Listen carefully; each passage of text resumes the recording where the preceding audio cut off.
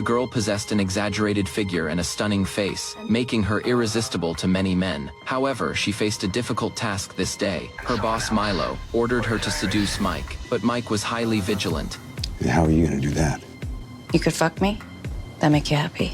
Alice offered herself as a bargaining chip, confident in her own beauty. Yet Mike's reaction took her completely by surprise. Yeah, Russian gangster sent a 20-year-old hooker come seduce me into something that doesn't benefit me. 22. Yeah, get the fuck out of my office. Mike rejected Alice. What he couldn't imagine was just how twisted the gang's methods of controlling girls were. Joseph took Alice to a private room and immediately launched into a brutal beating.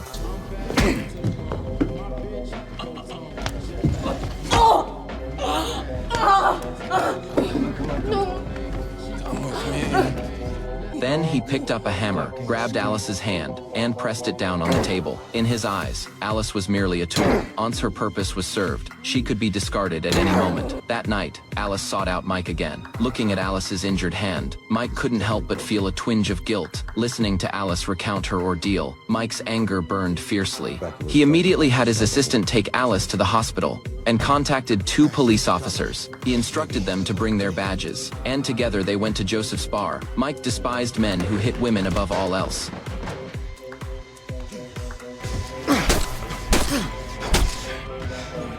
He found it even more intolerable that someone would use such despicable means to threaten him. Back at the office, Alice's hand was already in a cast. After learning about Alice's tragic past, Mike decided to send her to New York. When she saw the information on the New York agents, she whispered that she had had encounters with one of them, causing great embarrassment for the 2 agents. Just then, Mike received a call from Milo, demanding he meet alone. Upon arriving at the designated spot, a young girl dialed a phone and handed it to Mike, allowing Milo from prison to speak to him directly. Mike, of course, refused, but Milo was unperturbed. The girl took the phone back, then slowly lifted her shirt, revealing a scar on her abdomen. It turned out the girls had tracking devices implanted inside them, including Alice. Realizing the danger, Mike rushed back to his office, but he was too late. The agents who had just visited were now dead. Alice had been taken, and a few bloody words were left scrawled on his office wall.